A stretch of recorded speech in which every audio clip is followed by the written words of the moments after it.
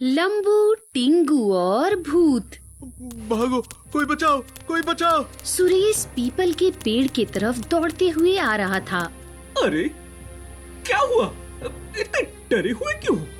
किससे भाग रहे हो? वो पीपल के पेड़ के नीचे एक सफेद भूत रहता है। अभी मैंने देखा। मैं बहुत डर गया हूँ। मेरी तो फट के चार हो गई है। मुझे बचाओ, मुझे बचाओ। अरे कुछ भी क्या बके जा रहे हो? सच में हमारे गांव में भूत है क्या? वो मेरे पीछे आ रहा होगा। वो मेरे पीछे आ रहा होगा। तुम्हारे पीछे कोई नहीं आ रहा। शांत हो जाओ।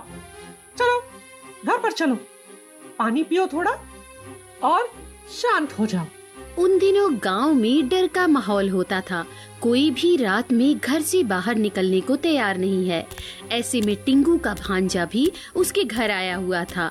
दूसरे दिन जब सुबह टिंगू अपने भांजे से मतलब गुड्डू से कहता है, अरे गुड्डू, कल रात कहाँ थे? अरे यही पिछले वाले आंगन में खेल रहा था मामा जी। अभी तुम इतने भी बड़े नहीं हो कि रात के समय अकेले बाहर निकलो। अरे मामा जी, मैं तो हमेशा गोलू और पिंकी के साथ खेलता हूँ पिछले वाले आंगन में। अरे बाबा, हमारे गांव में डर का माहौल है, तो बच के रहना और रात के समय बाहर मत निकलना। ये सुनते ही गुड्डू जोर से हंसने लगता है। इसमें हंसने वाली क्या बात है? अरे मामा जी, हंसू नहीं तो क्या करूं? भूत वूत कुछ नहीं होता। सुरेश अंकल की हालत देखे है?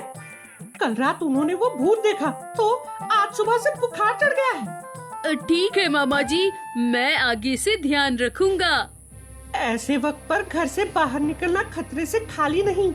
तुम घर पर ही रुको। दूसरे दिन सुबह पंचायत बैठती है।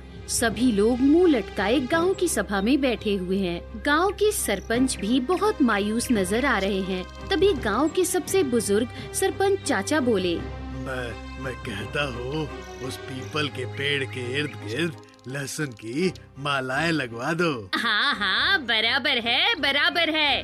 मैं कहता हूँ नमक की रेखाएं खींचकर उस भूत को वहीं पर सीमित कर देते हैं।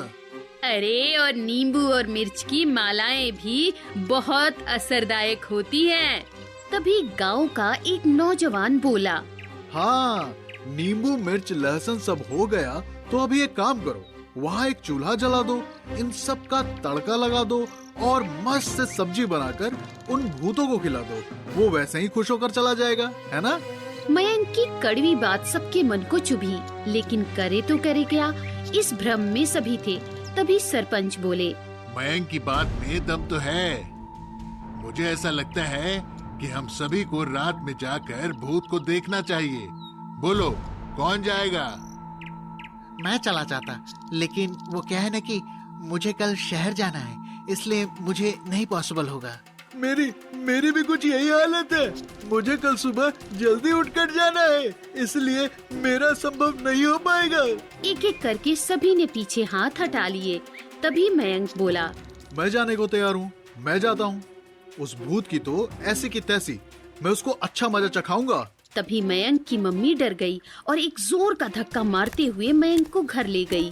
अरे कुछ भी अनाप शनाप बके जा रहा है, कुछ भी बात कर रहा है। भूत वूत इतनी आसान चीज थोड़े ही ना होती है। जरा बड़े बुजुर्गों की बात सुन लिया करो। बहुत ज्यादा बिगड़ गया है तू। कहीं नहीं जाएगा तू अभी। तुझे घर पर ही बांध कर रखती हूँ मैं। सभी लोग उसकी पिटाई के ऊपर हंसने लगे। तभी लंबू बीच में घुस गया।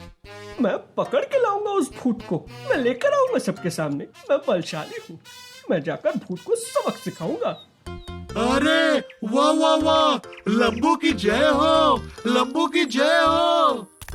सभी लोग लंबू को 12 बजे बड़े बैंड बाजा के साथ रात के समय गांव की सीमा तक छोड़ आते हैं। जैसे ही गांव की सीमाएं खत्म होती हैं, तो लंबू पीछे मुड़कर देखता है। कोई नहीं है। सामने बस पीपल का पेड़ और एक डरावनी शांत आवाज। राम राम राम राम राम राम। हे महाकाली, बचा लो। जय हनुमान ज्ञान गुण सागर, जय कबीर तिहु लोक उजागर। उसके पैर लटपटाने लगे। उसका शरीर पसीने से भीग गया। वो बहुत डर गया। लंबू, तू डर मत, तू बहुत बलशाली है, तू ये कर सकता है। भूत वगैरह कुछ नहीं होते। हनुमान जी प्लीज बचा लो।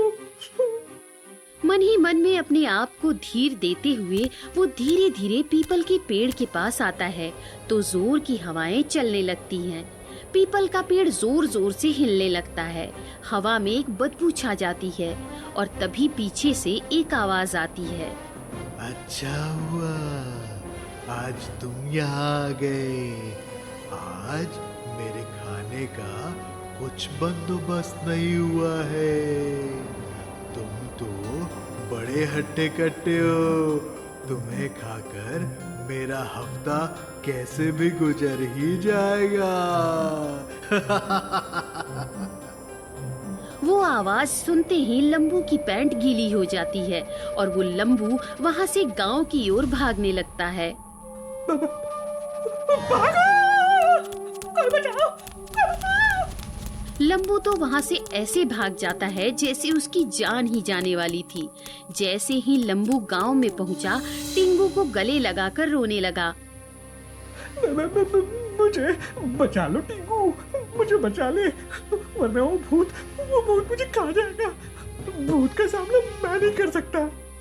टिंगू ने कैसे तैसे लंबू को शांत किया और बोला, तू शांत हो जा, मैं कुछ करता हूँ। अचानक टिंगू के दिमाग में एक बात आई। ये कैसा भूत है जो लोगों को बस डराता है और कुछ नहीं करता?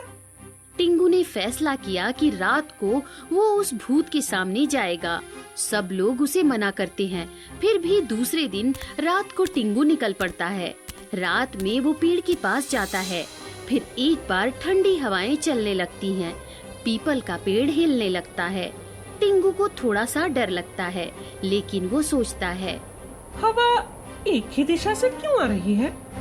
शायद कुछ गड़बड़ है। एक सफेद आकृति उसे नजर आती है। अच्छा हुआ तुम आ गए। मेरे खाने का बंदोबस्त हुआ। अब मैं तुम्हें खाकर मेरा पेट भर लूंगा।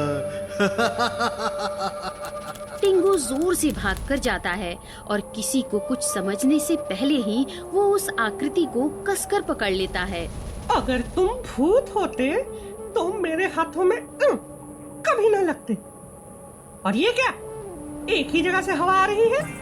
मतलब वहाँ पर कोई फैन चालू है और मुझे पता है इस पेड़ को भी तुम ही हिला रहे थे। क्यों गांव वालों को तंग कर रहे हो?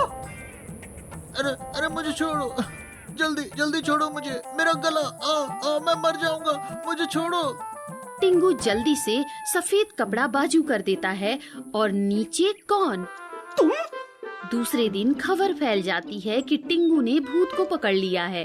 वो पंचायत में उसे सबके सामने हाजिर करेगा और सब लोग पंचायत में पूछते हैं, अरे भाई टिंकू, कहाँ है भूत? टिंगू अपने भांजे को सबके सामने हाजिर करता है। ये तो उसका भांजा गुड्डू है जो लोगों को डराकर उनसे मजे ले रहा था। टिंगू कहता है, ये मेरा भांजा है जो शहर से आया है। यही तुम सबको सफेद चादर ओढ़कर डरा रहा था। उसके लिए आप सभी लोगों से मैं माफी मांगता हूँ। सब लोग हंसने लगते हैं। टिंगू का भांजा भी माफी मांग लेता है और सब लोग हंसी खुशी फिर से रहने लगते हैं।